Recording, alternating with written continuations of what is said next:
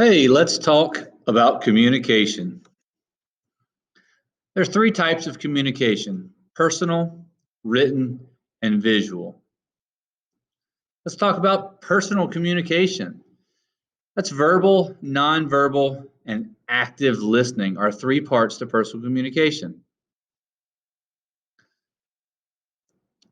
When we have verbal communication, we need to make eye contact with the person that we're talking to.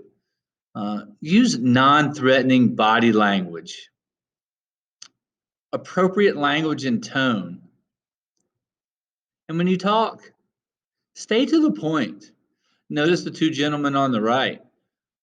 He's using his hands to talk, but it's not in a threatening way.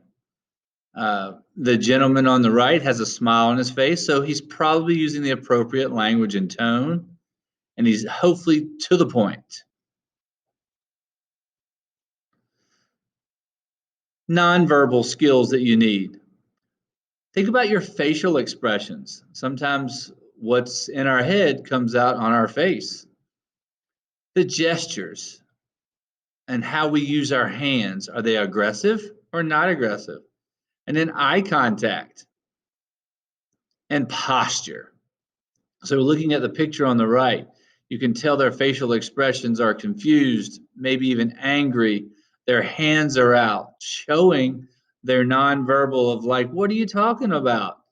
They are making eye contact, and that's good. And their posture. I think the gentleman on the left could be considered a little aggressive because he's leaning his head in a little bit closer to the person that he's talking to, and that can be seen as aggressive. So again, your posture can say a lot.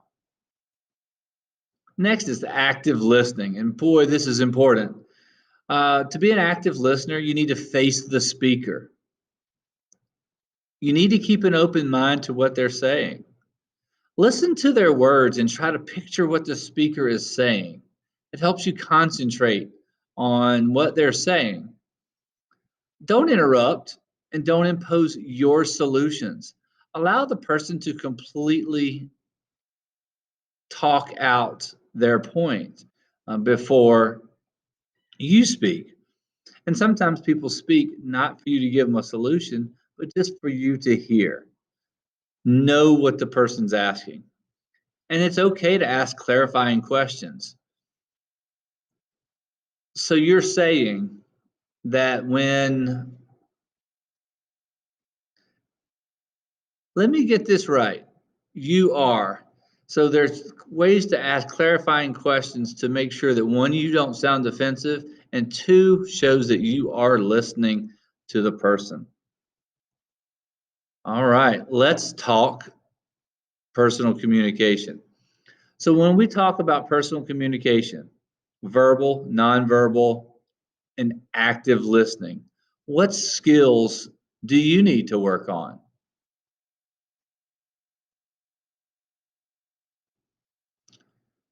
Now let's talk about written communication. And some examples of written communication are emails, text, social media posts. And your skills that you just need to keep it simple. Don't rely on tone and review what you write. Now let's look at these three a little bit more closely. Keeping it simple. Make your point. Don't leave out key details. You don't need a lot of extra uh, writing because people don't want to read that. They want you to get to your point so then they can move on. This is especially important with emails. Um, if you want to do written communication and you want to put in a lot of fancy stuff, then write a book. Don't rely on tone. Showing excitement or disappointment, it just may not be interpreted as you want it to be. So try to make sure that as you write, that you understand that tone may be misinterpreted and can cause problems, which leads to jokes and sarcasm. It may be taken wrong or missed altogether, which ends up causing you more problems in the end because you have to explain yourself. And finally, review what you write. Misspelling and grammar mistakes can make you look sloppy. It can make it look like you didn't really take the time. And so that makes people feel a certain type of way. Be careful with autocorrect.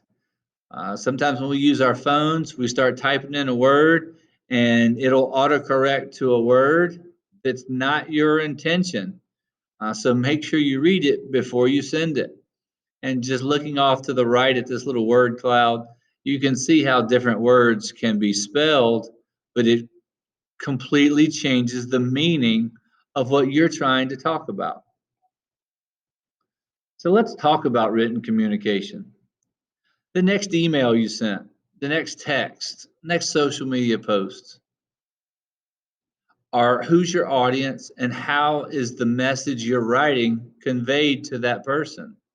Have you ever had an issue where what you wrote is not what was perceived by the person that received it?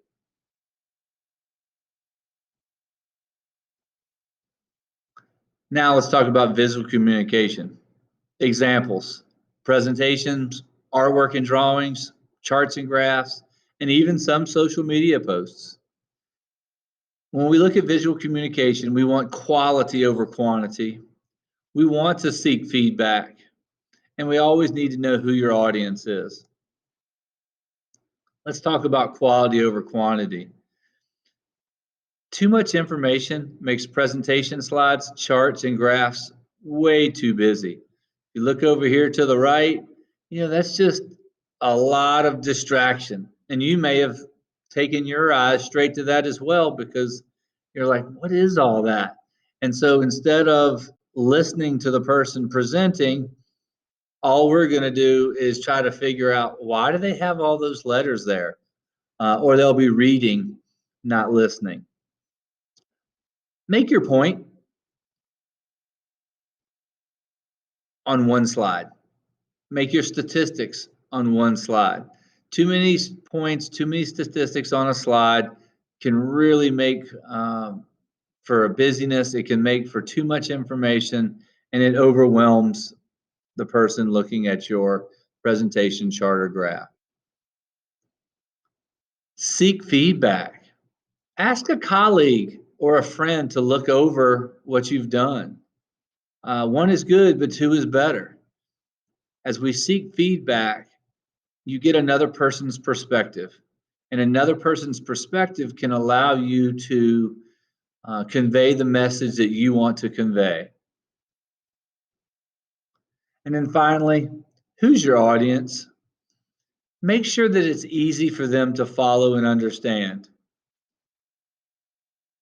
When you present information and it's above their head or below their knowledge level, you're gonna bore them because they're either gonna tune out or they're gonna do something else.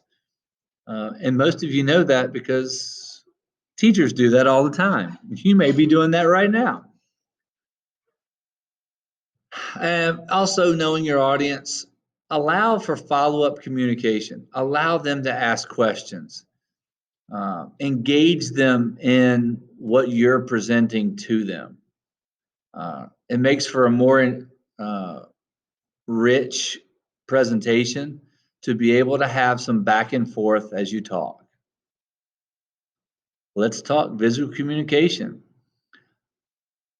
Visual communication is a lot more important than we may think. What are some ways that you use visual communication? Snapchat? Instagram? I don't know. How about a presentation for school? So I hope that you'll use these skills as we continue to talk about communication throughout our unit.